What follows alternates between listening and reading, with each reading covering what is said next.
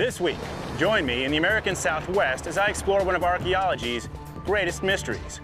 Why did the ancient inhabitants of this land, the ANASAZI, build these incredible cliff dwellings, only to abandon them decades later? And seemingly disappear from history.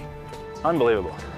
To find out, I'm gonna take to the air, dangle from dangerous cliffs, and explore some of America's most spectacular archaeological sites. We're digging for the truth, and we're going to extremes to do it. I'll meet you over there.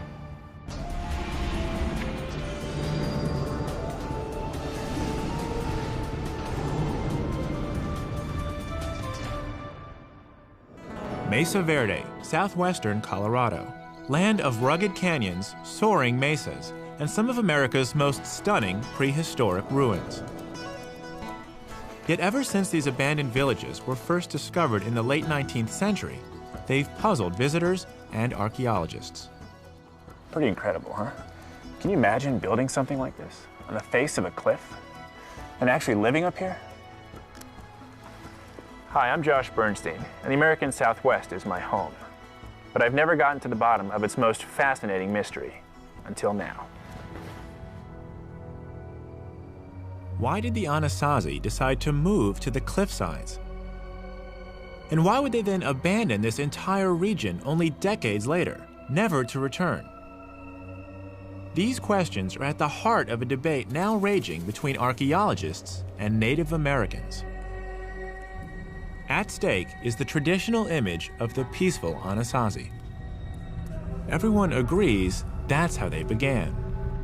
The people who became known as the ANASAZI started to farm this area of the American Southwest as early as 1 AD.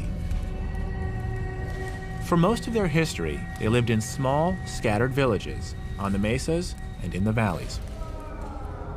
But in the middle of the 13th century, something happened. The ANASAZI began to cluster together. They built high walls around their settlements, or took the precarious step of moving whole villages onto the cliff sides. Then, fewer than 50 years later, they abandoned these homes too, leaving behind most of their possessions, as if they planned to return. Instead, they seemed to disappear from history. Were the ANASAZI invaded by another tribe? Or did they succumb to drought? Why did this complex and far-reaching civilization suddenly collapse? What happened? My exploration begins with Larissa Kumawana, a ranger at Mesa Verde National Park. In addition to her years teaching people about these ruins, Larissa is also a member of the Hopi tribe. The Hopi claim the ANASAZI are their ancestors, and Larissa's insights may point me in the right direction. So there's no running rivers, no streams in the bottom of any of these canyons. So their main water source would have been seep springs. So there's no water down there? No water down there. The only water would be in the back of these alcoves here.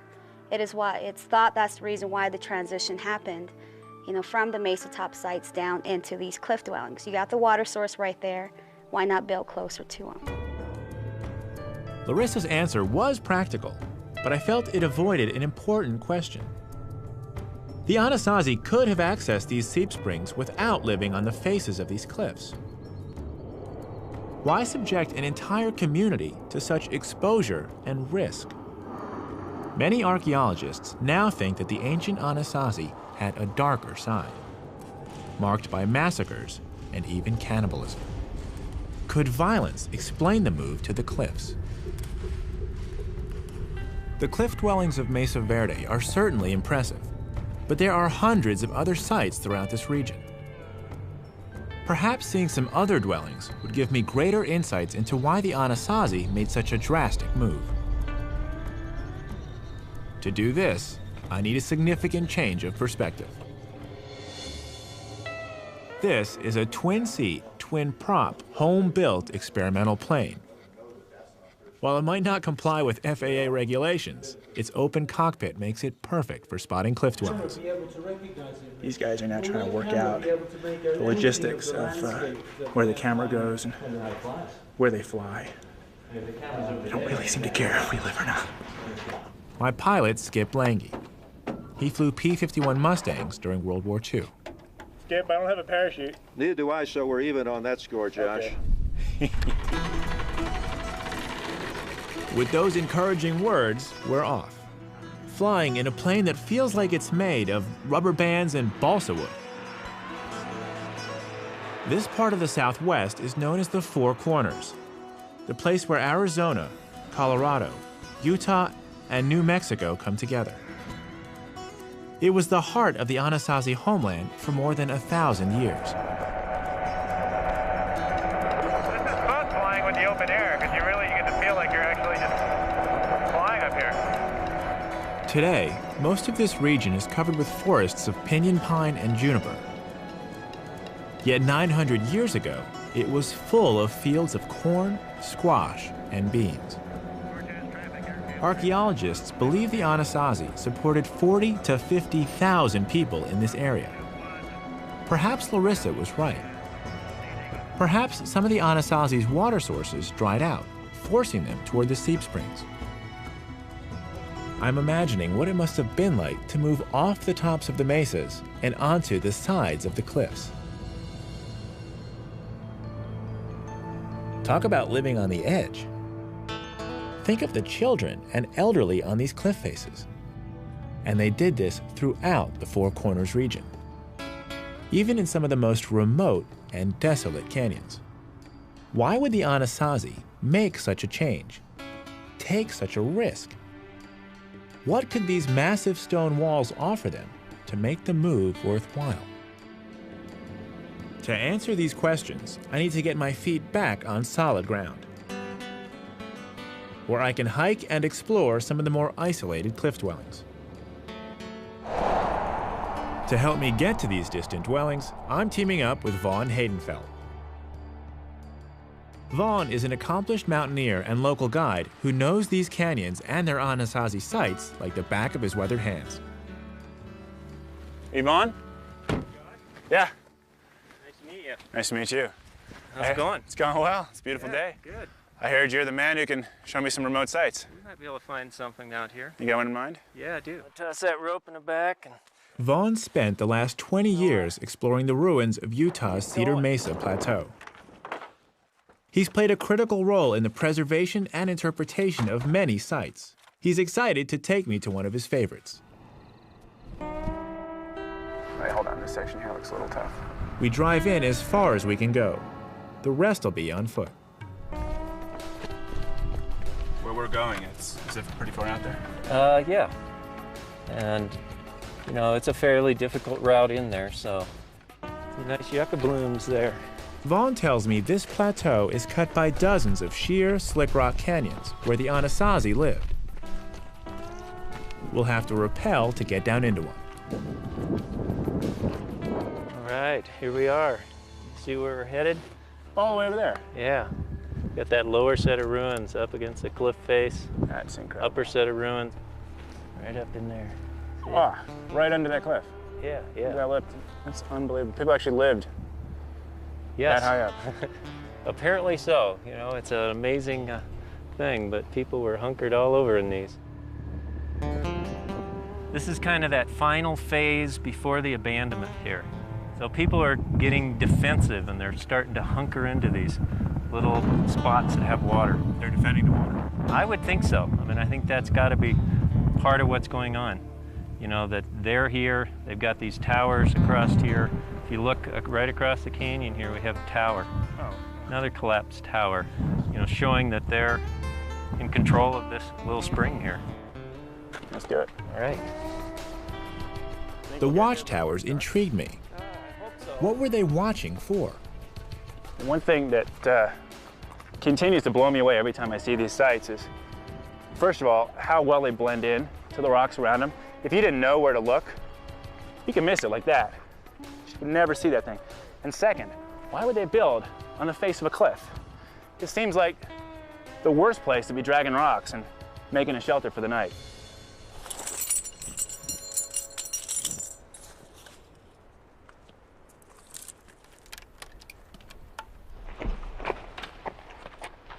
Have you used this tree as an anchor before? No. Here. Okay, seems okay to me. I'm gonna How far down is the struck? Looks pretty far down there to me. One of these days, I'll get used to doing stuff like this. Hopefully the rope will get to the bottom. As long as our rope hits. Rope. You know how to buckle it and all that? Have you used this kind of rappel device before? No, I don't do a lot of rappelling. Uh-oh. So, are you comfortable doing this? The walking off the cliff part will be all right. But you've never really... I don't usually use a rope. I thought you said you've rappelled. Yeah, I have rappelled. I just don't usually tie myself in. You feel, I mean, you guys, this is your choice here. I mean, They don't care if I die. Yeah. I'm not. Thanks for good TV. The trick is the Did I tell you? I love you, Mom. Just in case you forgot. the trick is the getting down to the bottom. Have you rappelled down this section before? No. So you don't even know when I'm I don't do that. that. Yeah, I don't know what you're. But if you get hung up down there, there's not much I'm going to be able to do to help you. You mean if my feet get over my head? Yeah. Or, What else could happen? Flip upside down? yeah. Just understanding how how your descender works. Well, you said it's 2 ropes that's thick, so I'm gonna be feeding it through. And if this way I break on, keep my feet wide. Right. Sounds good to me. What the hell? That's why we're here. And with that, I begin my descent. Goodbye, I love you. The really hard part comes halfway down, where the rock face just disappears. One wrong step here, my feet flip over my head, and I'm in serious trouble. I'm in southeastern Utah, rappelling down a cliff face. Just ahead's the lip, the toughest part. Poor footwork here will send my feet flying over my head, and I'll be left dangling hundreds of feet above solid ground. I'm past the lip. I can almost hear the sigh of relief from my guide, Vaughn Haydenfeld, who's easing me down. Navigating these cliffs gives me a new appreciation for the ancient ANASAZI who lived in them. It's their mystery I'm pursuing out here on Utah's Cedar Mesa Plateau. Why did the ANASAZI move into the cliffs and then disappear from this area 800 years ago? At Mesa Verde, I learned that Native Americans believe the cause was drought. But some archaeologists think it's a lot more complicated and violent. Look up above, the large spiral. Oh, wow. Oh, that's incredible. Yeah, it's an incredible spiral. It's a really large one. Pigment still in pretty good shape. You have a sense of what that meant? The spiral? Yeah, I've heard a lot of different stories. I'm just curious. Hopis and people who claim ancestral heritage here have, meanings to it. It might be a migration or their people. Or this could just be the marker of these people at this site, saying, this is us. We're here. Well, the dwelling's just over here this way. Yeah, let's go down and have a look at the best part. We're coming right out to the edge of this ledge, which starts getting that kind of defensive nature. A wall here. And a good view of the tower. Greenery there, corn cobs still in the greenery. You can see the corn cobs. Yeah. That is incredible. This is amazing. These corn cobs are over 800 years old, and they're still here as if they were left just yesterday. Unbelievable. We're coming right out to the edge of this ledge. This is my favorite part of this particular site. This little end ruin. All the rock art images on this whole wall. It's a large panel. We have bear tracks and mountain lion tracks. You've got this bighorn sheep down here. Anthropomorphic figures. Big, long zigzag that comes across this whole entire wall panel. Oh, wow. And here she is. Yep, this is kind of the jewel at the end of the trail. Honey, I'm home. Wow. We came down all the way back there. Yeah. But why live here? Why build this here? I see the tower, right, which we saw on the way down. I guess it's the view. This is, I mean, it's a stunning view, but you know, the question that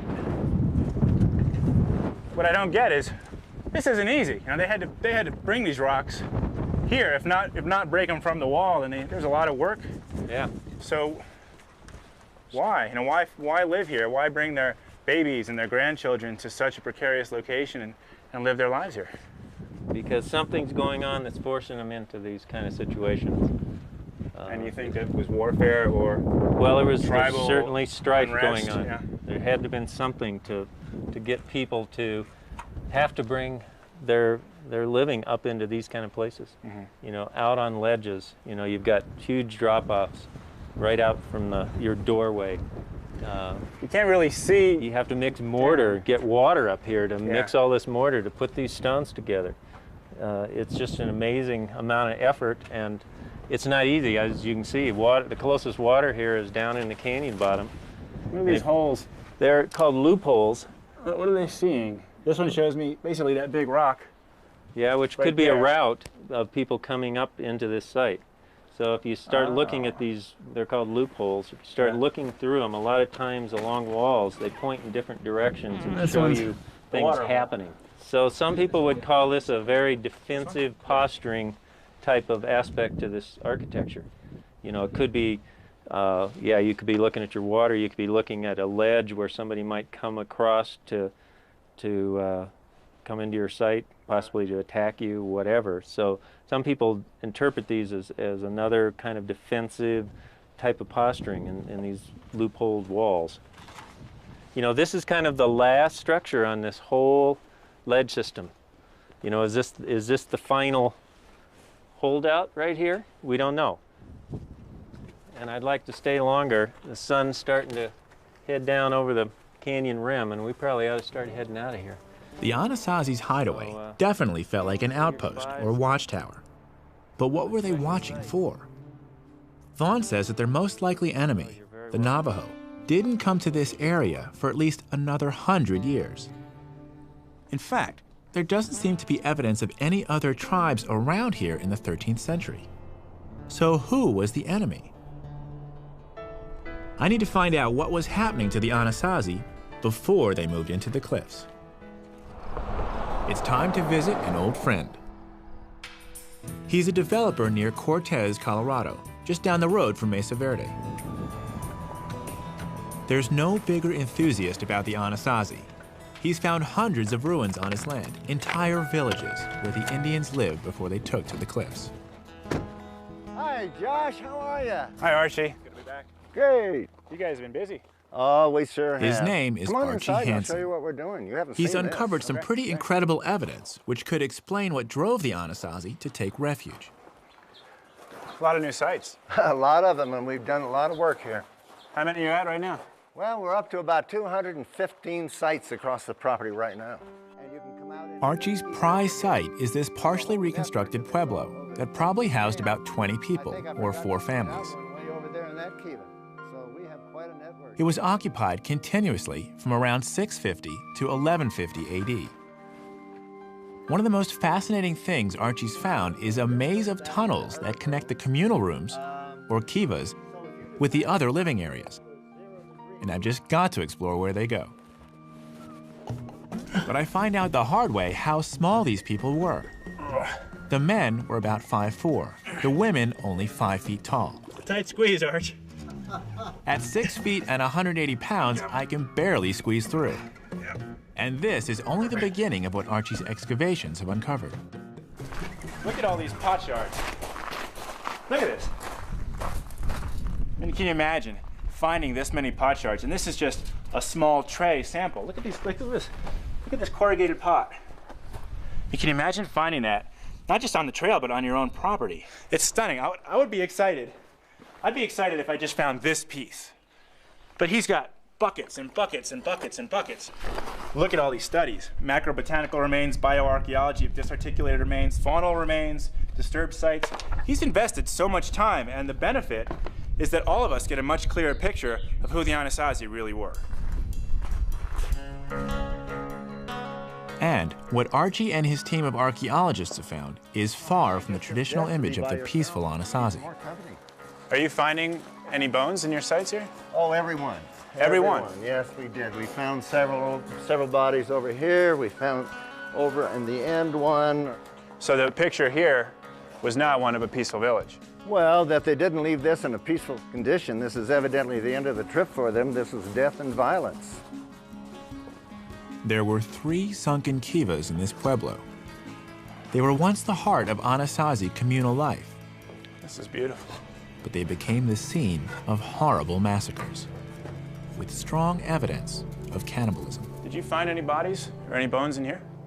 In this particular one, no, but we found some that were in the center one and the other one down at the end. All of them indicated cannibalism? Everyone contributed to it. Yes, they were broken up. There are many different signs. The signature of cannibalism is extremely positive. There have to be 7 particularly salient facts. They're just to numerize some of them. Pot polish on the end of green strict fractures. They have to have the bones broken open, the marrow extracted from that, bodies disarticulated, heads missing, vertebrae there, no hands, no feet. Unfortunately, This is controversial stuff. Native Americans strongly object to their ancestors being characterized as cannibals. Yet many archaeologists find the evidence in ANASAZI sites compelling. They cite signs like pot polish, tiny areas of polish that form when a bone is cooked in a clay pot, and cut marks and abrasions that are identical to those seen on animals which have been consumed. What Archie was saying was that his site is full of such evidence. we had a 14-year-old male and estimated 21-year-old male, and they were butchered and probably consumed down there because they found them on parts and pieces in the fire pit and on the benches going around, etc. We reinterred what we could find in that other kiva into the wall. After the massacre, evidence suggests that any remaining residents abandoned this pueblo and moved on. What made them decide as a community, time to go? Well, I think that if I was back in that day and age and I had a marauding force come in here and wipe out an entire pueblo where I was living, stuffed bodies in the kiva and everything else that I would think was not a very good place to live, and I think I would move. I would want more protection. So you're saying that the warfare wasn't internal. There was actually marauders coming into these communities? Well, you've opened a whole box of guesses about that one. And my guess would be that they were outside external forces. Was it a neighbor who did not have sufficient food and you had a food supply? Or whether they were people coming from Mexico, which is a big conjecture about this thing at this time. Using Archie's Wi-Fi network, I searched the web for evidence of ANASAZI cannibalism. Suspicious bones have been found at about 50 archaeological sites. Not a lot when you look at the whole history of the ANASAZI. But the curious thing is that almost all the evidence dates from the same period, beginning around 900 AD and peaking around 1150. These dates correspond exactly to the time when ANASAZI civilization was dominated by a place called Chaco Canyon, a city as mysterious as it is grand. It's also in the middle of nowhere. Mutilated bones, evidence of cannibalism. Everything Archie Hansen said at his pueblo seems to point to something going terribly wrong in the ANASAZI world by the mid-12th century. And the clues to this violence point to Chaco Canyon, the ANASAZI's greatest achievement, now a desolate ruin in the New Mexico desert. On Cedar Mesa, I saw some convincing evidence that fear drove the ANASAZI into the cliffs. To understand the root of that fear, I have to understand Chaco and what shook the walls of that great stone city. I need to see these ruins from above, so I've called in my friend Bubba Peters with his PPG to help get me into the air.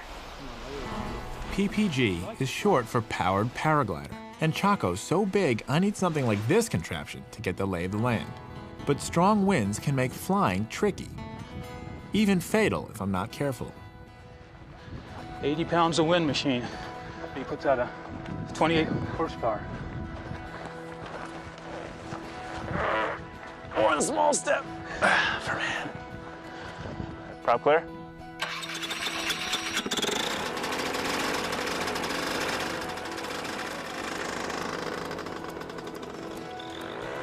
If you can run 30 feet with 80 pounds on your back without getting out of breath, you can fly a PPG.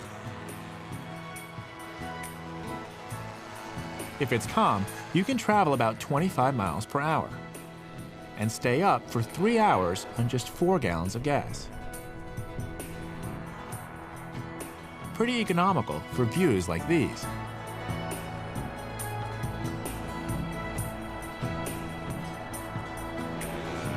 But the fun is flying slow and low. It's amazing how much you can see. That's Chaco. In its heyday, from about 900 to 1150 AD, it was a huge cultural center for much of the Four Corners. People dragged tree trunks for up to 50 miles to erect these enormous buildings. The biggest is Pueblo Bonito. It was 4 or 5 stories high, with 800 rooms. Archaeologists believe that 1,000 people lived here, in what's been called the largest apartment building in the world until the late 1800s. There's nothing like it in prehistoric North America. Once again, I feel the need to see it up close and on foot. Chaco was much more than just a city. It was a ceremonial powerhouse where people gathered from miles around to worship their gods in great kivas like these. But by 1150, the city was completely abandoned, its inhabitants scattered. Archaeologists are still trying to figure out what went wrong. Was it drought? Too many people with too few resources? Or did something more sinister take place to bring down this great city? The crumbling stone walls don't offer many clues, but the wooden beams might. I've come to one of the only intact rooms left in Pueblo Bonito. Is this really a prehistoric beam? Oh yes, this is the original roof support of this room. Wow. And we're going all the way to the center of the To the log? center of the log, where the pin Drilling is- into an ancient roof beam may seem pretty strange. But when studying structures like Chaco, this is one of the most important tools archaeologists use. 18-volt DeWalt. I'm getting what's called a core sample, a little piece of wood that can help determine when this room was built. Dendrochronology is the science of dating wood by studying tree rings, and nobody knows more about it in the American Southwest than Dr. Jeff Dean. How accurate, I'm just wondering, how accurate is the data? Well, when we take this core back to the lab and analyze it, we can date the year in which that tree was cut down. Really? You know, like there is no plus or minus. This is, say, 1120. And it's 1120 and not 1119 and not 1121. Is that far enough? Yes. 10 minutes later, and I've got it. First we take this My out own there. piece of data to add to the scientific record. All right, let me show you what we have here. If you hold out your hand, we should produce a core from the log. Amazing. Ooh, it's warm. You can blow the sawdust away. Ooh, I dropped the core. Still good. Okay, well, let's take that Turns out and this little sample carries an amazing amount of information. Tell me what we got. Yep. Let me show you what we just did in there. This is a cross-section of another Chaco beam. So this core is dated by matching the ring width variability in this sample to ring width variability in this one.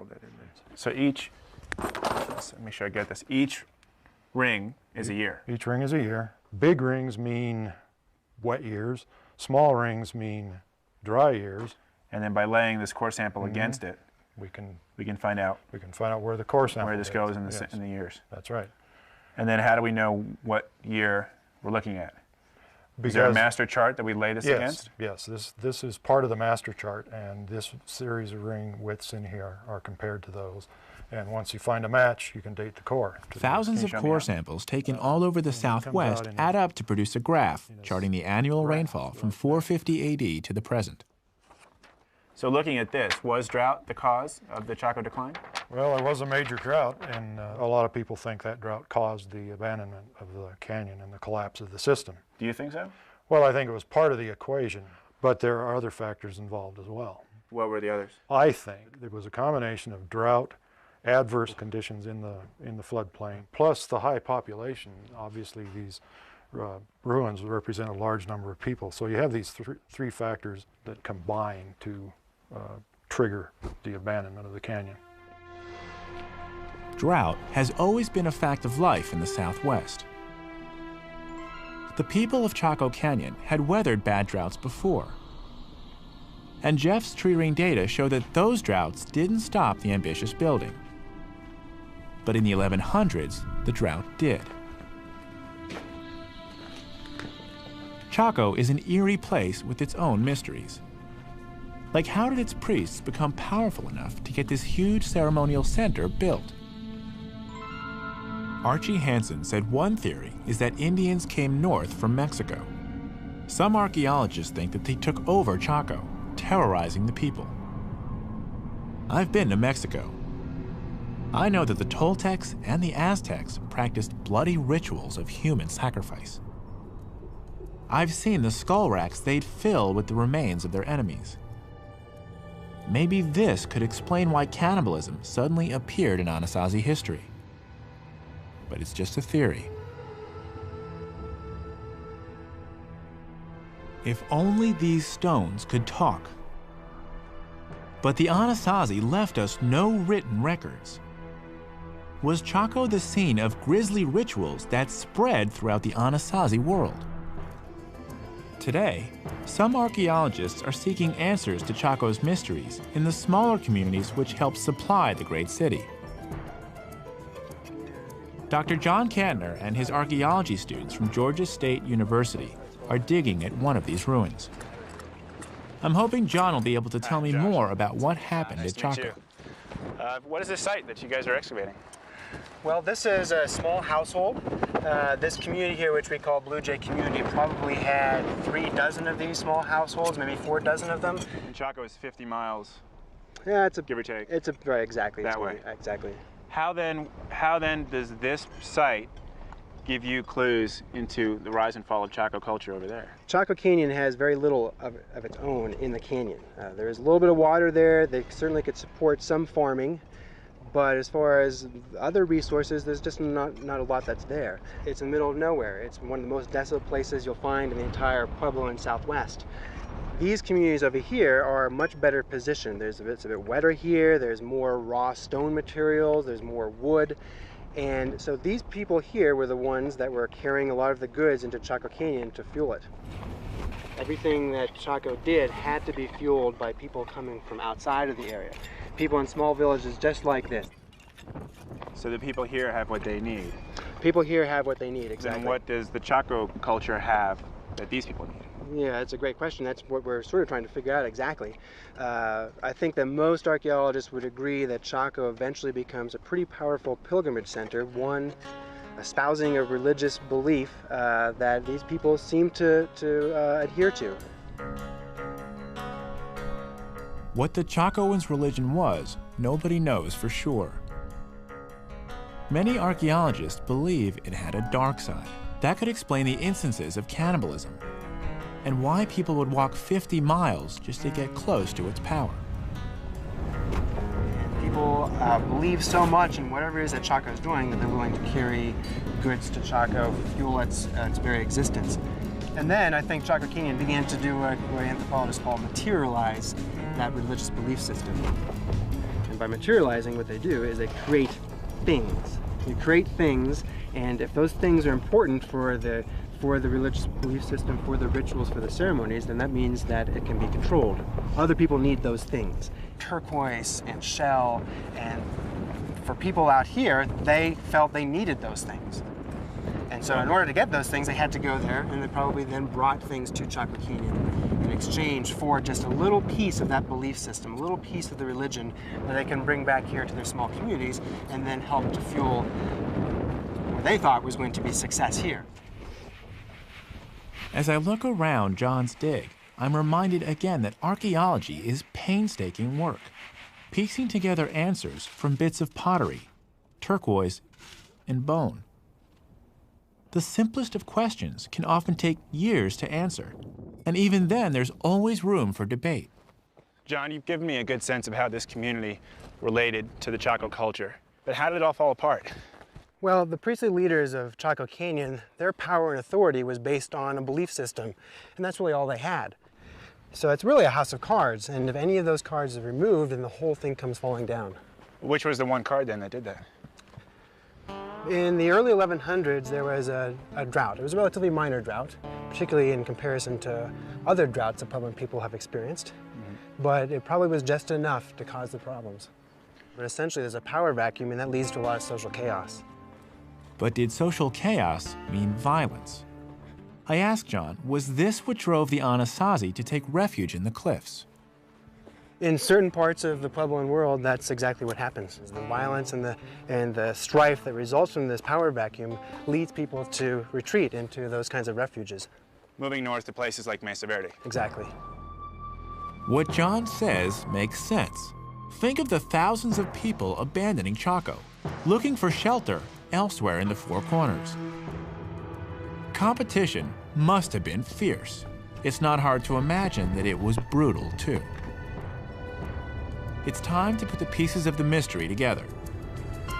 But there's one last clue I need to explore. At John Cantner's dig, I learned that many archaeologists believe that the fall of Chaco Canyon around 1150 AD brought social chaos and violence to the ANASAZI world. That's about the same time cannibalism peaked, and when Archie's Pueblo experienced its brutal massacre. Is this the answer to the ANASAZI mystery of why they moved into the cliffs and then abandoned the Four Corners?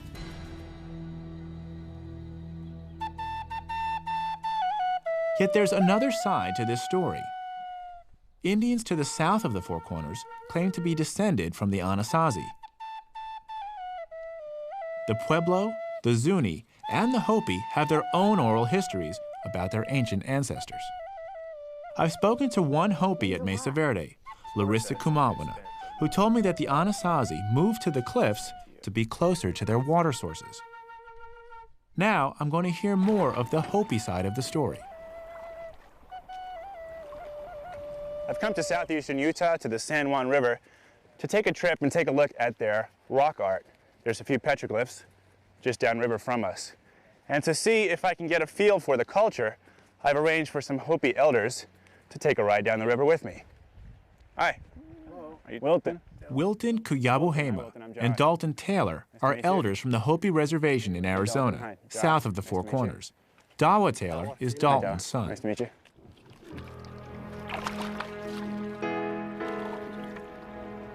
Native Americans who claim ancestral ties with the ANASAZI are very hesitant to share their clan histories. It's private, and out of respect, I'm cautious with my questions. Do you have a personal perspective on the ANASAZI and what they did out here? The ANASAZI, I think there's one misunderstanding about the word ANASAZI. Yeah. And in Hopi, we call them Hisatsino. Yeah, people of the past. The term ANASAZI isn't exactly popular among people who claim to be their descendants. That's because it's a Navajo word that means ancient enemies. Today, many prefer to use the term ancestral Puebloans instead of ANASAZI. We near a bend in the river. The elders are quiet, so I'm quiet too. But I'm hoping that the petroglyphs we'll soon see will be enough to set them talking.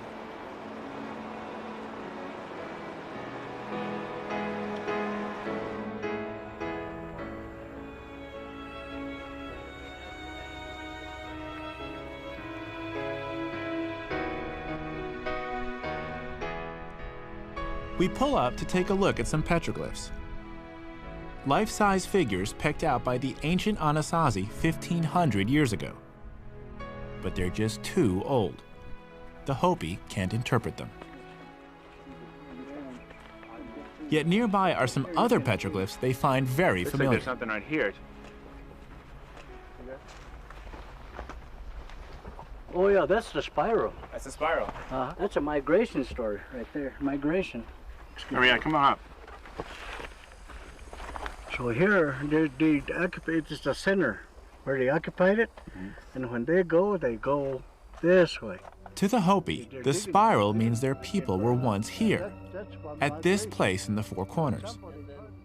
To them, the ANASAZI mystery is simply a story of migration. They abandoned the area because it was time for them to go, not because of social chaos or violence. Looks like there's a head here. It takes several hours, but I finally feel comfortable enough to ask Wilton the toughest question of all. Wilton, were the ANASAZI cannibals? No, not really. How do you know? Because from the time when the migration started a long time ago, there is no enemies. Until the second group, like Navajos and these other Paiute, they're the ones that come in and doing the warfare with the Hopi people. Because of this? To the Hopi, there were no enemies before the Navajo. It's not a new one. And they didn't come to the Four Corners until long after the ANASAZI were gone. But what if the enemy wasn't an invader? And the other one is... I remember what Vaughn said to me on that remote ledge in Cedar Mesa. My opinion, there was all sorts of conflicts going on. Probably, my guess is, among people living here, not outside forces necessarily. Some people do think that there was an outside influence of other people coming in and putting pressure on these people. But my guess is it's probably people, maybe in the next canyon over. As I learned from Vaughn, Archie, and John Cantner, violence and probably warfare drove the ANASAZI into the cliffs.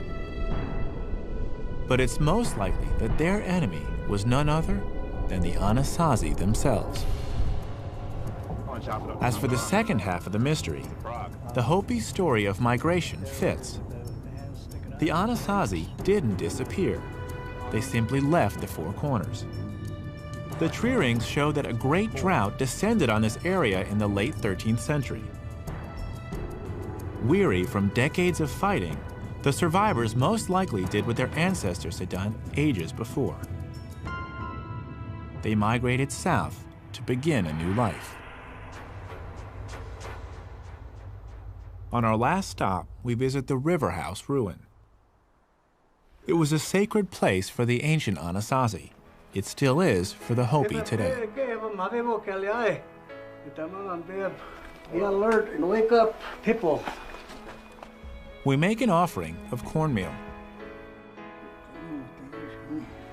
New evidence may one day settle the issue.